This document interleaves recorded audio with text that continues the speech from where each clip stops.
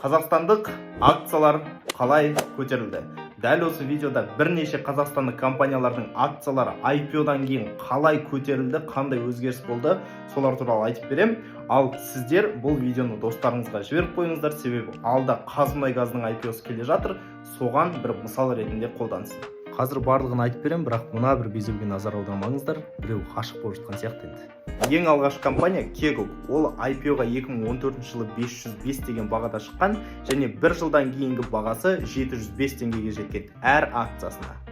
Екінші компания Қазтрансойл 2012 жылы IPO-ға шыққан кездегі бағасы 725 теңге еді, бір жылдан кейін 906 теңгеге дейін көтерілген.